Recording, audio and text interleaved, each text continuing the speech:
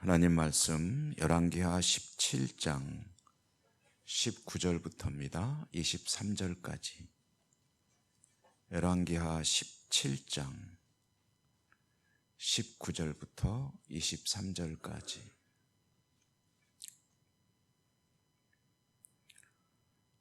교독으로 읽겠습니다. 유다도 그들의 하나님 여호와의 명령을 지키지 아니하고 이스라엘 사람들이 만든 관습을 행하였으므로 여호와께서 이스라엘의 온 족속을 버리사 괴롭게 하시며 노략군의 손에 넘기시고 마침내 그의 앞에서 쫓아내시니라. 이스라엘을 다윗의 집에서 찢어 나누심에 그들이 느바세 아들 여로보암을 왕으로 삼았더니 여로보암이 이스라엘을 몰아 여호와를 떠나고 큰 죄를 범하게 하매 이스라엘 자손이 여로보암이 행한 모든 죄를 따라 행하여 거기서 떠나지 아니하므로 여호와께서 그의 종 모든 선지자를 통하여 하신 말씀대로 드디어 이스라엘을 그 앞에서 내쫓으신지라. 이스라엘이 고향에서 아수르에 사로잡혀 가서 오늘까지 이르렀더라. 아멘. 주님 은혜가 함께 하시기를 기원합니다. 북왕국 이스라엘이 아수르라고 하는 아주 초강대국입니다. 아수르에 의해서 멸망을 당했습니다. 그것이 이제 주전 722년 일인데 지금으로부터 약 한 그러니까 2750년쯤 전의 일입니다. 오늘 말씀은 북이스라엘이 왜 망했는가 여러 차례 나오고 있습니다만은 아주 간략하게 그 이야기를 전해주고 있습니다. 근본적으로는 여로보암의 죄를 따랐다. 그럼 여로보암의 죄가 뭐냐? 여로보암이 누구냐? 여로보암은 통일왕국 이스라엘의 이제 분열할 때, 통일왕국이 분열할 때 북쪽 왕국을 이제 가지고 가서 자기가 첫 번째 왕이 됐던 사람이죠. 물론 이것은 하나님께서 솔로몬과 르호보암의 죄를 인하여 이제 그렇게 나라를 쪼개신 건데요. 그 여로보암이 하나님께서 이제 너에게 북쪽을 맡기겠다 하면서 나라를 잘 다스리라고 명령하셨거든요. 그러면 제가 여러 차례 말씀드리지만 이스라엘의 왕이라고 하는 사람은 일반적인 왕 더하기 하나님의 종으로서의 왕, 그러니까 자기도 믿음을 지켜야 되고 백성들도 하나님께 믿음을 잘 지키도록 해야 되는 의무가 있는 사람이다. 그래서 목자라고 부른다. 이 얘기를 자주 드리죠. 근데 여로보암은 자신도 하나님을 안 믿었을 뿐 아니라 우상을 섬기도록 백성들에게 아주 공개적으로 제도화시켰습니다. 그래서 예루살렘 성전으로 갈 필요 없이 이 금송아지가 너희들의 하나님이다 라고 해서 이제 그 북왕국의 영토의 가장 남쪽, 가장 북쪽 두 곳에다가 그 신전을 지어놨습니다. 그리고 가서 예루살렘 가지 말고 여기 가서 하나님께 제사를 드려라. 이것이 여로보암의 죄입니다. 그리고 그 뒤를 여로보암의 뒤를 이은 왕들이 다 하나같이 따라갔다는 거고요. 자기들만 그런 것이겠습니까? 백성들까지 그렇게 이제 몰고 갔다 하는 거죠.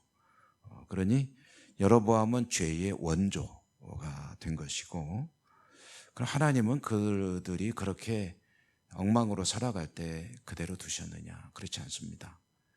여러 가지 방법을 다 쓰셨습니다.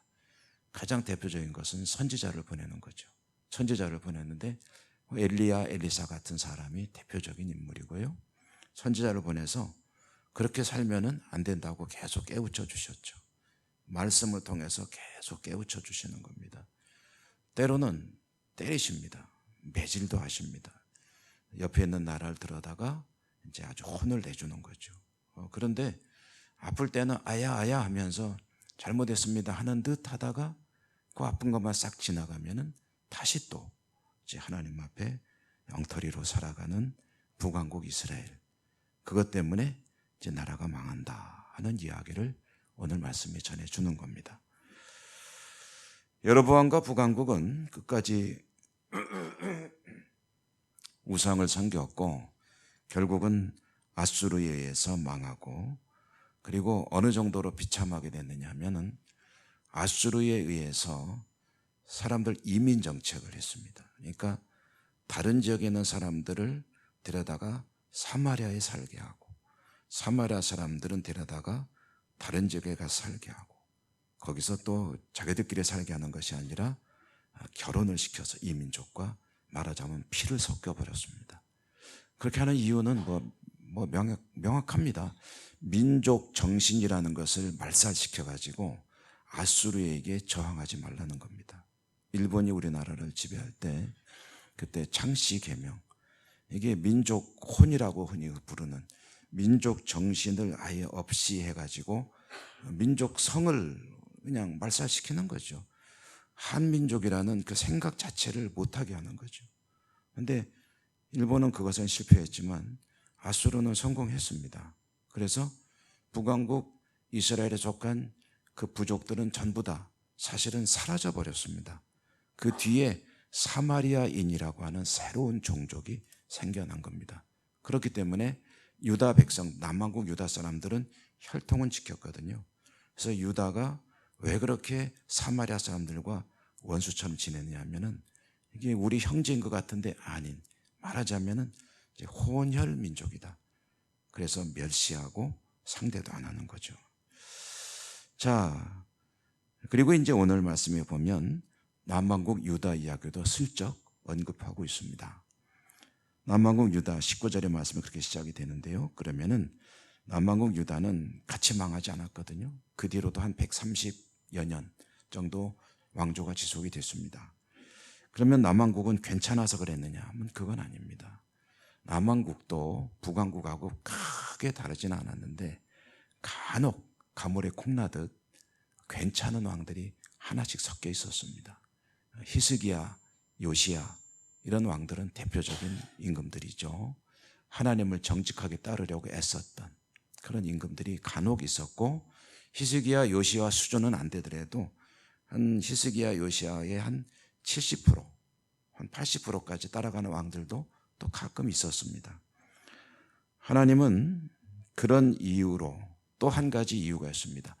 다윗의 왕위를 내가 지켜준다 하는 그 약속을 하셨기 때문에 북왕국보다는 조금 더 하나님이 기다려주셨다라는 것을 알 수가 있습니다.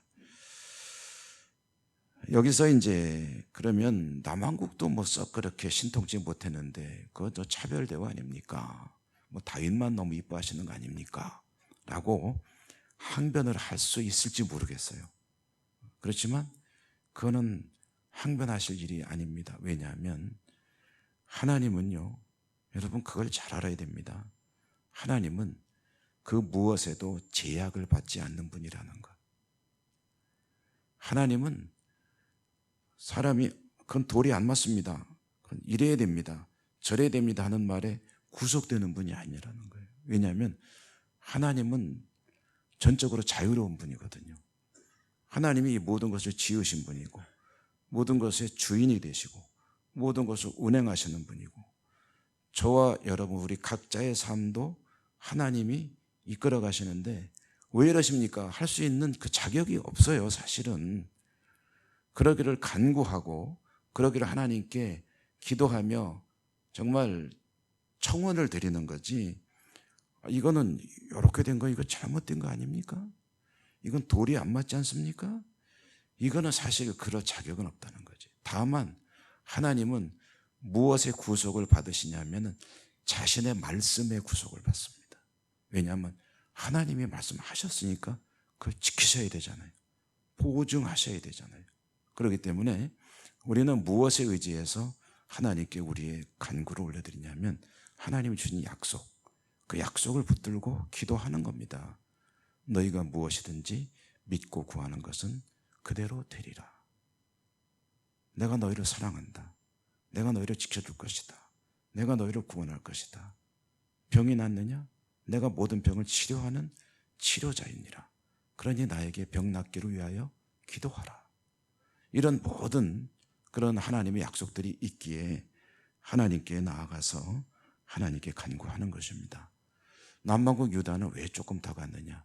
근본적인 원인은 하나님이 남반국은 조금 더 기다려 주신 것이고, 그것은 하나님의 판단이고 하나님의 결정입니다. 아이고 걔나 나나 뭐가 다르다고 그러십니까? 그거는 우리는 그렇게 생각할 수 있죠, 사람은. 그러나 하나님에게는 사실은 그것은 이유가 되지 않는다. 그럼 뭐냐? 오직 하나님의 약속을 붙들고 우리는 우리의 소원을 하나님께 구할 뿐이다. 모든 것은 하나님의 자유의지에 의해서 움직여가는 것이다 라는 것이죠. 그게 바로 또 다른 측면에서의 하나님의 은혜입니다. 왜 그렇습니까? 하나님은 마음에 안 들면 멸하실 수 있습니다. 그것은 하나님의 자유입니다. 그러나 그렇게 하지 않으시죠. 기다리시죠. 용서하시죠. 인내하시죠. 그것도 아주 오래 참으십니다. 이쁜 구석 없습니다. 그럼에도 불구하고 내가 너를 사랑한다, 내가 너를 구원한다 라고 말씀하시고 끝까지 참으시고 주님을 통해서 구원받기를 원하시고 그 일을 이루어가고 계신다라는 것입니다. 오늘도 하나님의 약속에 의지해서 하나님께 우리의 소원을 아뢰고 하나님의 은혜가 풍성히 임하는 복된 시간, 복된 하루 되시기를 주님 이름으로 축복합니다. 은혜로우신 하나님 감사합니다. 오늘도 저희들에게 예배할 수 있는 복을 주시고 말씀을 들려주시고 기도하게 하시니 감사합니다. 이 시간에 하나님의 은혜에 감사하며 하나님의 긍휼과 자비를 고대하며 하나님의 약속의 말씀을 붙들고 기도하겠습니다. 말씀대로 이루시고 하나님 영광 받아 주시옵소서. 예수님 이름으로 감사하고 기도드립니다. 아멘. 하늘에 계신 우리 아버지, 아버지 이름을 거룩하게 하시며 아버지의 나라가 오게 하시며 아버지의 뜻이 하늘에서와 같이 땅에서도 이루어지게 하소서. 오늘 우리에게 일용할 양식을 주시고 우리가 우리에게 잘못한 사람을 용서하여 준 것 같이 우리 죄를 용서하여 주시고 우리를 시험에 빠지지 않게 하시고 악에서 구하소서. 나라와 권능과 영광이 영원히 아버지의 것입니다. 아멘. 기도하실 때 오늘 말씀대로 하나님의 약속의 말씀을 기억하시며 그 말씀을 붙들고 기도하시기 바랍니다. 여러분의 개인적인 기도, 우리가 함께 기도하는 기도들, 특별히 아픈 분들에 대한 기도 하나님께 올려주시고요. 나라와 민족과 교회와 여름 행사, 우리 교회 여러 가지 교회 학교 행사들 위해서 기도하시고 기타 해외 선교지 또 수많은 기도의 제목들 주여 한번 부르고 기도하겠습니다.